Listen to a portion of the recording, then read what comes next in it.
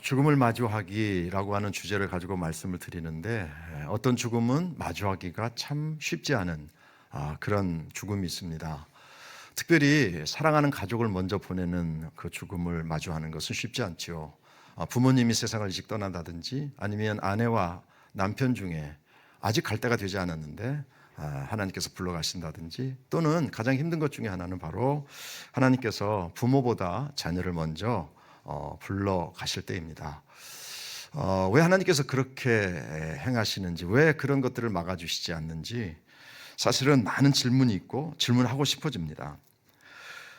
왜 일찍 데려가시나요? 그래서 오늘 설교 제목이 바로 왜 일찍 데려가시나요입니다. 하나님의 의도가 무엇인지, 왜 하나님은 어떤 사람들은 오래 두시고 어떤 사람들은 또 그 살아있는 시간이 짧아서 이별의 아픔을 겪게 하시고 왜 이렇게 고통스럽게 하시는지 다 이해할 수 없는 그런 죽음을 우리가 때로는 마주해야 될 때가 있다는 겁니다.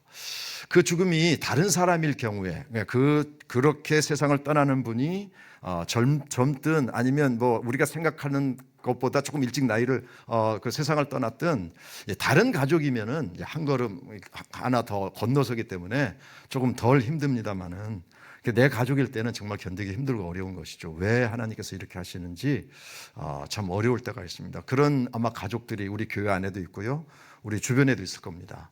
자, 그런데 이제 본격적으로 말씀을 드리기 전에 이 주제를 가지고 설교를 준비하면서 여러 권의 책도 읽고 또 영상도 찾아보고 자료도 찾아보는 과정 가운데 우리 주변에 그 생각보다 빨리 그 부모가 됐든 가족이 됐든 자녀가 됐든 먼저 세상을 떠난 그런 죽음을 마주해야 될 가족이 있다면 주의사항이 있다는 겁니다. 주의사항.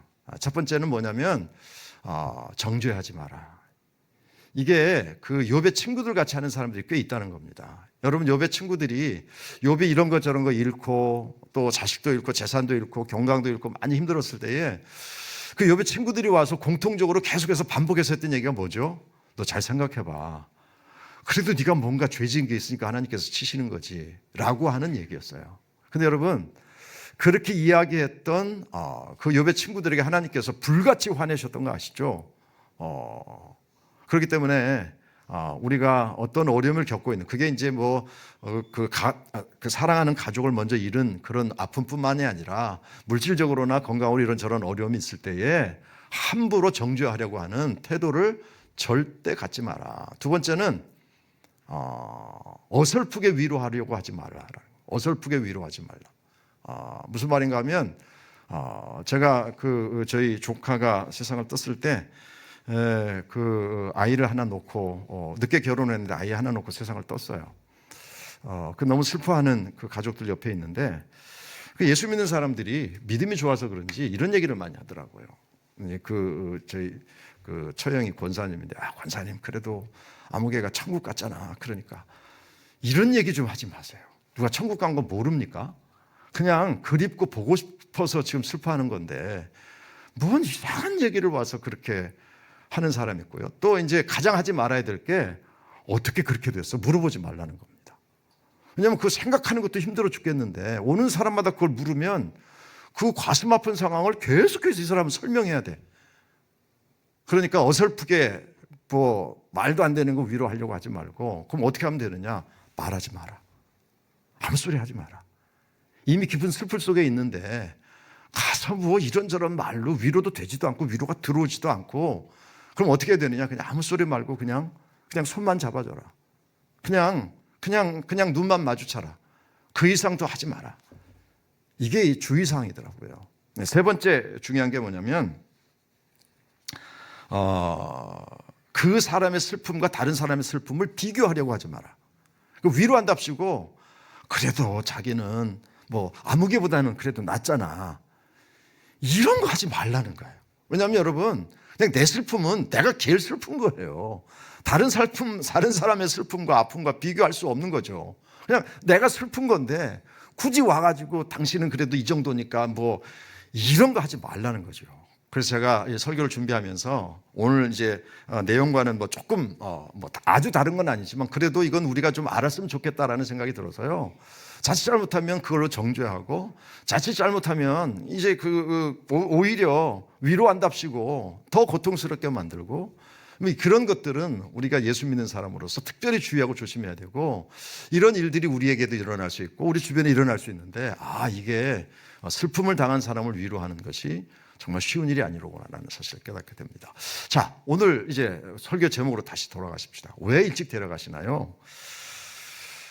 참 대답하기 어렵습니다. 특별히 그런 일을 당한 가족들은 하나님의 뜻을 구하는 것도 쉽지 않고 정말 어려울 겁니다. 그래서 제가 저의 이야기 또 제가 그런 경험을 하지 않았기 때문에 설교 준비에 상당히 어려웠습니다. 고민이 굉장히 많았어요. 그래서 이 하나님 앞에서 울다라고 하는 책을 가지고 여러분들에게 좀 말씀을 드리려고 합니다. 이 하나님 앞에서 울다라고 하는 책은 제럴드 시치라고 하는 목사님이 쓴 책입니다. 이분은 신학 박사이고요. 그리고 대학에서 신학과 영성을 가르치는 교수입니다. 이분이 린다라는 여인을 만나서 결혼을 했는데 11년 동안 아무리 노력해도 애가 생기지 않는데 11년 만에 갑자기 아이가 생겼습니다. 그리고 4명의 아이를 갖게 됐어요. 어느 날 그 자기 아내와 그리고 그 아이들과 그리고 자기 어머니를 가족을 태우고 운전을 해 가는데 안타깝게도 음주운전 차량이 중앙선을 넘어오면서 이 차를 추돌한 거죠. 정말 술 먹고 운전하는 인간들은 내가 갑자기 흥분하려고 그러네. 어쨌든 그 사고로 자기 아내를 잃습니다. 그리고 자녀 중에 하나를 잃습니다. 그리고 어머니를 잃어요. 그러니까 졸지에 3대를 잃어버린 거죠. 어머니, 아내, 아이. 너무나 고통스러웠어요. 2살짜리 아들이 있었는데 그 사고로 말미암아 대퇴골이 골절이 되는 바람에 수술을 해야 되는데 이 아이가 가족이 지금 세상을 떠나서도 너무 정신이 없는데 이 아이가 수술하고 가는 동안 72시간 동안 소리 지르고 막 고통스러워하니까 이분이 정신이 나가버린 거죠. 너무 힘들었던 거죠. 그 와중에 이분이 뭐라고 거기서 책에서 이야기하고 있는가 하면 나는 미치기 직전까지 갔다. 나는 미치기 직전까지 갔다. 여러분 다시 한번 말씀드릴게요. 이분이 신학 박사예요. 신학교 대학에서 신학을 가르치고 영성을 가르치는 분입니다. 아마도 이분은 그 설교하고 학생들 가르치면서 영성을 가르치면서 고난에도 하나님의 은혜가 있다. 고통 가운데 기도해야 돼. 이런 설교했을 거예요. 근데 이게 내일로 딱 닥쳐오니까 하루아침에 어머니 잃고 아내 잃고 이 딸을 잃어버리니까 이게 막 그냥 이 표현 그대로예요. 나는 미치기 직전까지 갔다. 이해가 됩니다. 나는 하나님께도 화를 냈다. 하나님께 기도한다는 것이 쓸데없는 짓이라는 생각에 냉소를 흘리곤 했다. 바꿔 말하면 하나님을 저주했다. 다른 때는 내 영혼에 넘쳐나는 지독한 고뇌 때문에 하나님께 울부짖기도 했다. 아무 잘못도 없는 사람들에게 이러실 수 있습니까? 제 아이들이 뭘 어쨌길래요? 제가 뭘 잘못했습니까? 살아야 할 이유들이 나보다 더 많은 사람들은 모두 죽고 오히려 내가 살아남았다는 죄책감이 들 때면 내 자신을 용서할 수 없었다. 이런 마음이 드는 거예요. 차라리 나를 데려가시지. 왜 우리 자식을 데려가고 왜 데려가시는 거예요 도대체. 그러니까 너무 죄책감이 드는 거예요. 사실 이게 무슨 여행을 가는 게 아니고 이 신학 박사하고 교수니까 그 어떤 연구하는 세미나에 같이 가기로 한 거예요. 그래서 가족들이 함께 차를 타고 가다가 그냥 음주운전하는 차량에 치인 거거든요. 그러니까 막 죄책감이 막 들어오는 거예요. 내가 그냥 세미나에 가지 말걸. 세미나에 가더라도 나 혼자만 갈걸. 왜 가족들은 같이 가자고 해서 왜 그 길로 갔는지 그냥 견딜 수가 없는 죄책감이. 그러다 보니까 하나님을 저주하고 하나님께 분노하고 거의 미칠 지경까지 된 것이죠. 신학교 교수인데, 신학 박사인데.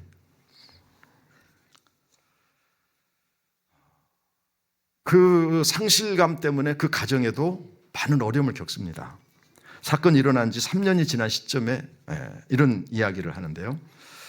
내 아이들은 아직도 슬픔을 느낀다. 3년이 지났지만 내 아이들은 아직도 슬픔을 느낀다. 나도 아이들이 살아가면서 내내 슬픔을 느끼며 살 것이라 예상한다. 묘지를 갔다 온 어느 날 한밤중에 데이비드가 나를 보러 위층으로 올라왔다. 녀석은 울고 있었다. 내 무릎 위로 올라오더니 잠시 동안 그렇게 앉아 있었다. 그러더니 엄마가 너무 보고 싶다고 했다. 캐서린, 딸인데요. 캐서린도 최근에 이렇게 이야기했어요. 어떻게 하면 엄마 없는 여자가 될 수 있는 거냐고 내게 물었다. 다른 친구들은 엄마가 다 있는데 자기는 엄마가 없잖아요. 그러니까 아니 엄마 없는 여자가 도대체 이게 어떻게 된 거냐고 물어보는 거예요. 존, 72시간 동안 고생했던 존은 툭하면 책꽂이에서 앨범을 꺼내놓고 자기 어릴 때 사진들을 훑어본다. 그러면서 애타는 표정으로 말하곤 했다. 엄마가 보고 싶어. 이거 제가 왜 이러는지 모르겠네. 남의 집 일인데. 우리 집에서는 이러한 슬픔이 거의 정기적으로 표현된다. 우리 가족의 일상이다. 이 시간이 지나도 슬픔이 사라지지 않는 거예요. 너무 고통스럽죠. 아이들은 아이들대로 툭하면 엄마가 보고 싶다고 하는데 그걸 어떻게 대신 해줄 수도 없고 너무 고통스러운 거죠. 미칠 지경까지 갔고요. 견디기가 너무 어려웠어요. 신학을 가르치는 교수였지만 막 이렇게 되니까 자기가 지금까지 가르쳤던 게 의미가 별로 없는 거예요. 그걸 적용해야 되는데 적용이 잘 안 되는 거죠. 몰라서가 아니라 분명히 이거 믿음으로 이겨내야 되는데 이게 안 되는 거예요. 감정이, 이 상처가, 고통이, 상실감이 너무 힘든 거예요. 근데 사람들이 와서 자꾸 그래서 그때 어떻게 사고 났는데 자꾸 물어보니까 이분이 막 견딜 수가 없는 거예요. 아니 그거 생각 안 해야 되는데 안 하고 싶은데 자꾸 와서 물어보니까 그렇다고 대답 안 할 수도 없고 대답하자니 그 사건을 또 다시 떠올려야 되고 엉뚱한 이야기로 와서 위로한답시고 위로하고 그러니까 막 그냥 이 사건 자체도 힘든데 그분들이 선한 마음으로 하는 것이지만 오히려 더 고통을 가중시키는 이게 쉽게 이제 벗어나질 못하는 거죠. 그런데 조금씩 이 상실감에서 이 고통에서 벗어나기 시작합니다. 그 과정 속에서 어떻게 벗어날 수 있었을까? 첫 번째 그 상실감을, 이 고통을 벗어날 수 있었던 첫 번째는 그렇게 고통을 당하고 보니까 이 세상에 나만 그런 고통을 당하는 건 아니더라. 지금까지 신학교 교수였고요. 신학 박사였어요. 목사였어요. 그런데 사람들의 고통 당하고 있는 사람들이 눈에 들어오지 않은 거예요. 분명히 내 옆에 있었지만 잘 몰랐던 거죠. 그런데 자기가 그런 상실을 경험하고 나니까 고통당한 사람들이 이렇게 있었다는 것을 알게 됐어요. 더 나아가서 3대가 하루아침에 세상을 뜨는 건 이건 정말 거의 없는 일이잖아요. 거의 없는 일이거든요. 그러니까 정말 가족 중에 한 사람만 잃어도 견디기 어려운 건데 어머니, 아내, 아들, 딸 이렇게 세상을 떴으니까 너무 고통스러운 거예요. 그래도 그냥 이를 악물고 버티는 거예요. 근데 놀랍게도 사람들이 그 버티는 모습을 보고 와가지고 용기를 얻었다. 당신들이 그렇게 하는 모습을 보고 내가 우리식으로 표현하면 은혜를 받았다. 내가 어떻게 살아야 될지 삶의 방향을 다시 깨닫게 됐다. 이분이 무슨 설교를 한 것도 아니고 뭘 대단히 한 것도 아닌데 그냥 그 고통 가운데서 그냥 어떻게든지 이겨내려고 하는 그 모습을 보고 사람들이 은혜를 받는 거예요. 사람들이 도전을 받는 거예요. 사람들이 변화가 되는 거예요. 그러면서 많은 사람들이 찾아와서 사실은 나도 얼마 전에 내 아이를 잃었어요. 잃었어요. 이렇게 이야기하면서 지금까지는 누리지 못했던 하나님의 은혜를 경험하게 된 거예요. 그 고통인데 고통 안에 은혜가 흘러가고 은혜를 만나게 되는 그런 경험을 하게 된 것이죠. 그런 과정이 조금씩 고통에서 벗어나는 중요한 이유가 됐습니다. 두 번째는 용서였어요. 용서. 가해자에 대한 용서가 정말 쉽지 않았답니다. 그렇죠. 어머니, 아내, 딸 졸지에 그 술 처먹고 운전하는 바람에 그렇게 된 거잖아요. 어떻게 용서가 되겠습니까? 용서가 안 되죠. 법정에 가서 가해자를 만날 수밖에 없었는데 뭐 가해자가 싹싹 빌면서 잘못했어요, 한 번만 뭐 용서해 주세요, 이것도 아니고, 오히려 상대방 쪽에서는 그 음주운전한 사람이 심지어는 임신한 아내가 옆에 있었던 거예요. 그런데 그 술 처먹고 운전해서 그 사고를 낸 거예요. 그러면서 충돌하는 과정에서 그 운전자도 그 아내도 이 차량 바깥으로 튕겨 나가버렸어요. 근데 문제는 요즘 같으면, 이게 1990년대에 일어난 일이니까, 요즘 같으면, 우리나라 같으면 블랙박스 있죠, 뭐 CCTV 있죠, 이게 누가 운전했는지 확 드러나는데 이 사람들이 누가 운전했는지 당신들 특정할 수 없잖냐, 이렇게 버티는 거예요. 아니, 운전자가 특정돼야지 당신들 말이야 그 사람한테 벌을 내리는 거지. 지금 운전자가 누군지도 모르잖아. 막 이렇게 이야기하니까 어떻게 용서할 수 있겠어요? 너무너무 힘들죠. 그러다가 용서하지 않으면 상대방은 멀쩡하게 살아가는데 자기가 삶이 파괴될 것 같더래요. 야, 이거는 아닌 것 같다. 아무리 그래도 그 사람의 태도와 상관없이 용서하기로 결정한다. 용서하기로 마음을 먹어요. 하루아침에 된 건 아니고요. 조금씩 용서할 수 있게 해달라고. 그러면서 그 상대방으로부터 벗어나기 시작했을 때에 그 치료가 시작이 되는 것이죠. 세 번째는 성경을 통해서였습니다. 지금까지 성경을 읽었지만, 다시 말씀드리면 신학 박사예요. 교수예요. 신학을 가르치고 영성을 가르치는 교수예요. 지금까지 성경을 열심히 읽었지만 다시 이제부터 진짜 성경을 읽게 된 것이 뭐냐면 욥과 요셉의 생애였어요. 지금까지 욥에 대해서 많이 읽었고, 욥에 대해서 설교도 했고, 요셉이 얼마나 억울한 일을 당했는지 다 이야기했어요. 그런데 마음으로 읽어보지 못했던 거죠. 체험적으로 읽어보지 못했던 거죠. 욥이 힘들었겠다, 요셉이 억울했겠다, 이 정도였는데, 자기가 지금 어떻게 보면 억울하게 너무 고통스러운 상황을 당하니까 욥이 이해되기 시작했어요. 갑자기 자녀를 잃고 재산을 잃고, 또 요셉 같은 경우는 느닷없이 노예가 되고, 이 상실감을 경험한 그 두 사람을 특별히 보면서 어떤 생각을 갖기 시작했냐면, 이 사람들은 어떻게 이 상실감, 이 고통을 이겨낼 수 있었을까 찾아보니 선택에 있더라는 거죠. 불행은 그 사람들이 선택한 게 아니다. 그 고통 자체는 그 사람들이 선택한 게 아니다. 그런데 욥도 그렇고 요셉도 그렇고 그 고통스러운 상황 가운데서 어떤 선택을 했는가 찾아보았더니 믿음을 선택하더라. 하나님을 선택하더라. 그 상황에서도 하나님을 신뢰하겠다고 선택하더라. 그리고 서서히 그 고통으로부터 빠져나오더라. 그렇다면 나는 어떻게 해야 되지? 나 역시 영적으로 건강한 선택을 해야 되겠다라는 생각을 품게 된 겁니다. 그러면서 이런 얘기를 합니다. 나는 내가 겪은 상실을 다시는 회복하지 못할 것이다.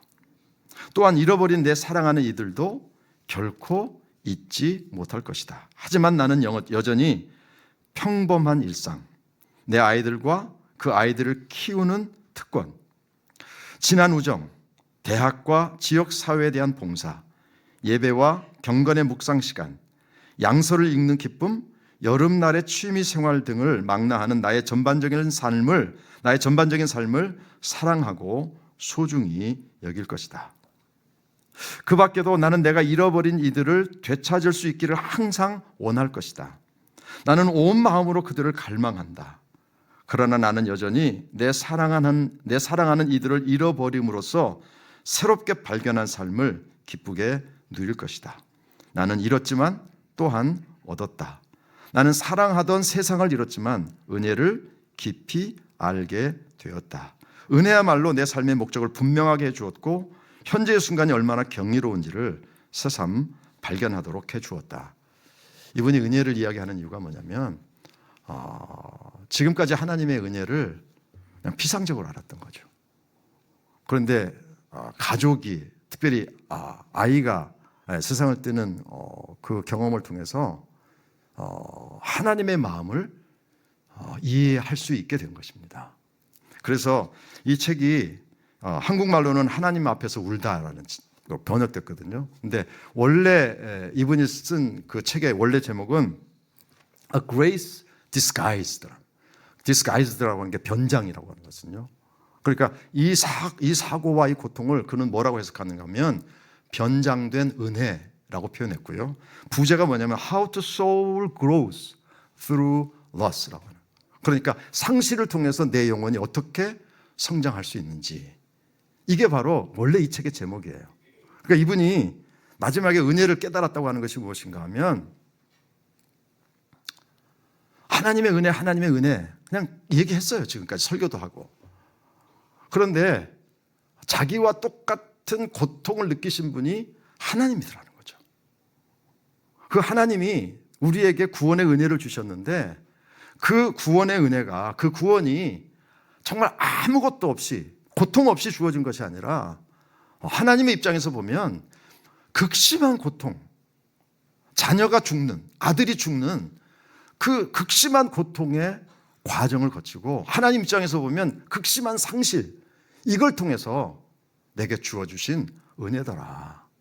그러니까 예수님의 십자가에, 예수님의 상실감에, 예수님의 고통 안에 은혜가 감추어져 있듯이 나의 고통 안에도, 나의 상실 속에도 하나님의 은혜를 깨달을 수 있게 되더라. 그래서 나는 회복되지는 않을 거다. 가족들이 다시 돌아올 수는 없으니까 아마도 죽을 때까지 나는 이 자식들을 갈망할 거다. 이 가족들을 갈망할 거다. 그러나 내가 어떻게 살아야 되는지 하나님의 은혜를 붙잡고 내가 살아가야 될 삶을 선택하고 은혜를 선택하고 그 믿음의 길을 걸어가겠다. 그런 과정 속에서 서서히 그 어려움을 극복할 수 있었던 것이죠. 데살로니가전서 4장 13절에 형제들아 자는 자들에 관하여는 너희가 알지 못함을 우리가 원하지 아니하노니 이는 소망 없는 다른 이와 같이 슬퍼하지 않게 하려 함이라 라고 이야기합니다. 이걸 잘못 읽으면 자는 자라고 하는 것은 죽음을 이야기하는 것이거든요. 죽은 사람, 세상을 떠난 사람들을 보면서 슬퍼하지 않게 하려 함이라 라고 이야기하니까 슬퍼하지 마라, 이렇게 이 문장을 해석하면 안 된다는 겁니다. 바울은 이중부정이라는 표현 방법을 사용한 것으로 슬퍼하라, 그러나 소망을 품어라. 소망을 품고 슬퍼하라는 뜻이다. 즉 슬퍼하되 슬픔을 막을 수는 없겠지만 그래도 절대 소망을 포기하지 말라는 뜻이다. 그러니까 이분이 이야기한 것과 똑같은 얘기죠. 슬프죠. 그럼에도 불구하고 소망을 내가 놓지 않겠다. 그 소망이 뭐냐면 C.S. 루이스라고 하는 사람이 이런 얘기를 합니다. C.S. 루이스는 이 신학자인데요. 아내가 일찍 세상을 떠요. 그분의 책에 보면 때로는 내 아내가 사무치도록 그립다. 막 가슴이 아플 정도로 그립다. 그리고 늘 생각했던 게 뭐냐면 우리 아내가 다시 살아 돌아왔으면 얼마나 좋을까. 조금이라도 더 시간을 가질 수 있으면 얼마나 좋을까. 이런 생각을 가지고 살다가 어느 날 문득 이런 깨달음을 그분이 깨달았다고 해요. 왜 이 상황을 내 중심으로만 해석하고 있었을까? 그러니까 아내의 입장이 아니라 내 입장만 생각한 거죠. 내가 그립고 내가 보고 싶고 내가 힘드니까. 그래서 그런데 만일 나의 그리움 때문에 천국에 있는 아내를 도로 불러온다면 얼마나 악한 일이겠는가. 사랑하는 고인의 현재 모습을 정말 육안으로 볼 수 있다면, 그러니까 이 얘기는 지금 천국에 있는 아내를 내가 정말 눈으로 볼 수 있다면 우리는 그 한없이 찬란하고 아름다운 자태를 주체하지 못해 엎드려 그 사람을 경배하고 싶어질 거다. 쉽게 말하면 이거예요. 너무나 지금 아름다운 삶을 살고 있는데 내 욕심으로 이 죄 많은 세상으로 다시 불러온다면 그게 선한 일일까? 그게 좋은 일일까? 상대방 입장에서는 정말 이걸 원할까? 그분의 C.S. 루이스는 깨닫기를 그건 아닌 것 같다. 내가 그립지만 내 아내가 천국에 있는 게 훨씬 더 좋은 일이고 훨씬 더 내 아내에게 기쁜 일이다. 그렇기 때문에 내가 그 슬픔을 이겨내도록 하겠다. 오늘 말씀에 보면 마지막에 일어날 그 심판 이후에 일어날 사건들을 이야기하면서 새로운 나라가 시작되지 않습니까? 영원한 하나님 나라가 시작이 됩니다. 그때 하나님께서 뭐라고 말씀하시는가 하면 다시는 눈물도 없다. 모든 눈물을 그 눈에서 닦아주시니 다시는 사망이 없고 애통하는 것이나 곡하는 것이나 아픈 것이 다시 있지 아니하리니 처음 것들이 다 지나갔음이로라. 그리고 마지막에 이야기합니다. 나는 그의 하나님이 되고 그는 내 아들이 되리라. 이게 무슨 말씀입니까? 우리는 자꾸 삶의 길이로 사람들을 판단하려고 하는 경향이 있습니다. 오래 살았으니까 그 사람은 잘 살았네. 생애 짧게 살다가 세상을 떠난 사람들은 안타깝네. 이런 얘기를 하거든요. 그런데 하나님께로 갔을 때에 우리 사람들이 사는 삶의 길이는 아무것도 아니라는 거죠. 하나님께서 보실 때에 50년 산 사람하고 100년 산 우리는 50년 차이 나니 하지만 하나님 앞에 갔을 때는 길이로 하나님께서 그 사람의 삶을 평가하지 않는다. 그 사람의 삶의 내용으로 그 사람의 삶을 평가할 거다.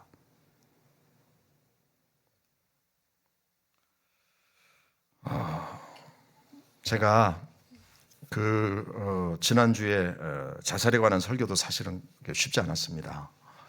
그런데 오늘 이 설교도 왜 우리 가족 중에 사랑하는 가족을 먼저 데려가실까? 정말 시간 충분히 사시고 돌아가시는 건 어쩔 수 없지만 왜 자녀를 그렇게 일찍 데려가시나, 또는 남편이나 아내, 가족들을 일찍 데려가시나, 이런 고민 때문에 이 주제를 그냥 다루지 말고 그냥 다른 주제로 설교를 할까 망설이기도 했거든요. 너무 고민이 됐어요. 너무 고민을 하고 있는데 이 고민을 한편으로는 해결해 주신 분이 계셔요. 우리 집에 갑자기 어떤 분이 신방을 오신 거예요. 우리 성도님이. 보통은 제가 신방을 가는데 그분이 우리 집에 신방을 오셨어요. 누가 신방을 왔냐면 권복자 권사님이 신방을 온 거예요. 목요일날 저녁에 꿈에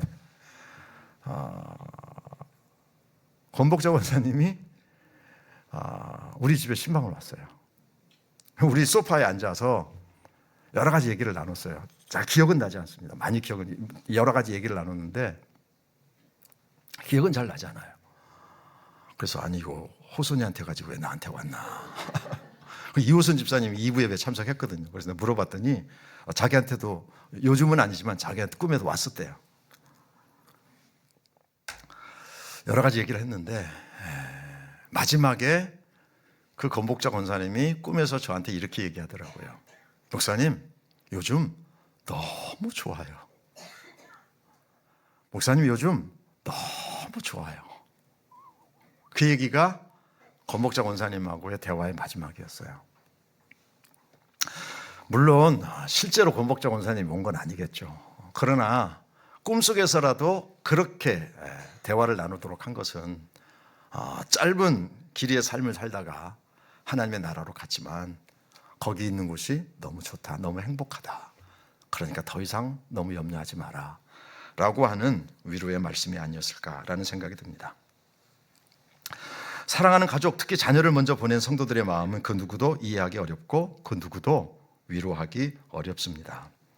그러나 말씀드린 것처럼 그 마음을 아시는 분이 있습니다. 바로 아들의 십자가 죽음을 바라보아야 했던 하나님이십니다. 예수님은 십자가에서 오랜 시간 동안 고통을 당하셨습니다. 그 고통을 당하는 시간 동안 하나님은 무엇을 하고 계셨을까? 성경은 기록하지 않았습니다. 그러나 성경을 읽어보면 하나님은 감정을 표현하실 때가 종종 나옵니다. 등장합니다.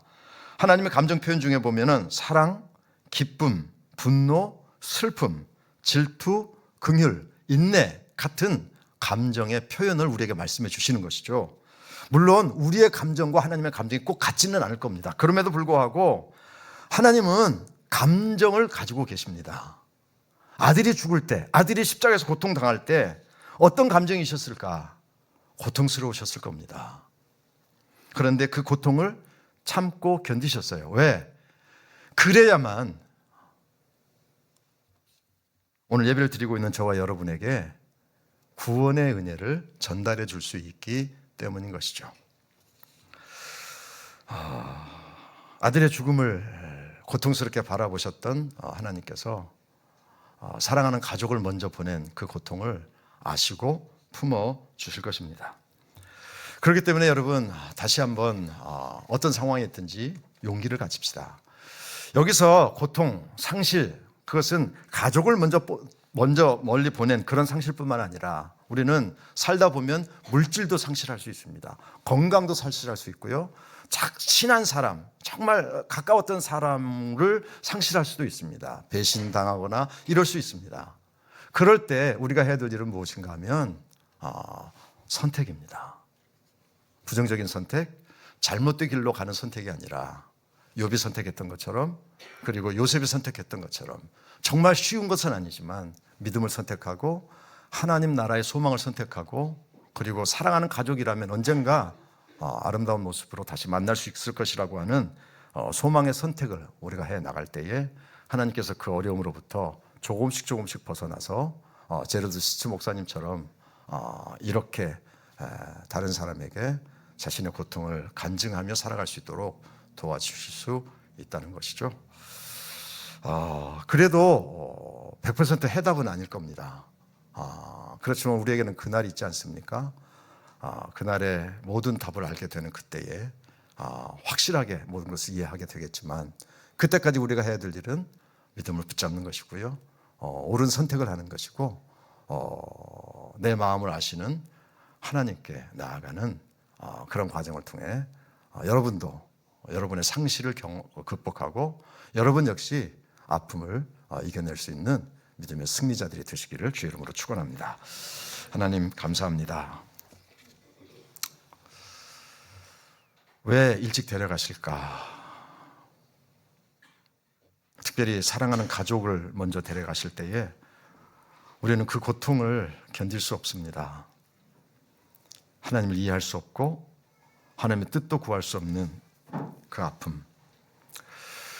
그런데 하나님께서 먼저 그 길을 가셨다는 사실을 다시 한번 깨닫도록 도와주시고, 내 마음을 아시는 하나님, 그렇기 때문에 같은 마음으로 나를 위로해 주시는 하나님 때문에 다시 한번 용기를 얻을 수 있도록 인도하여 주시옵소서. 요셉이 내가 선택하지 않았던 고통 때문에 힘들어하고 상실, 너무나도 힘들었지만 그들은 다행스럽게 좋은 선택을 했습니다. 믿음의 선택을 했습니다. 하나님을 선택했습니다. 아버지, 우리도 상실을 경험할 수 있게 될 텐데 그때마다 믿음을 선택하고 하나님의 나라를 선택하고 하나님을 신뢰하는 것을 선택함으로 말미암아 결과적으로 하나님의 은혜를 더 깊이 경험할 수 있는 우리 성도들이 될 수 있도록 역사해 주옵소서.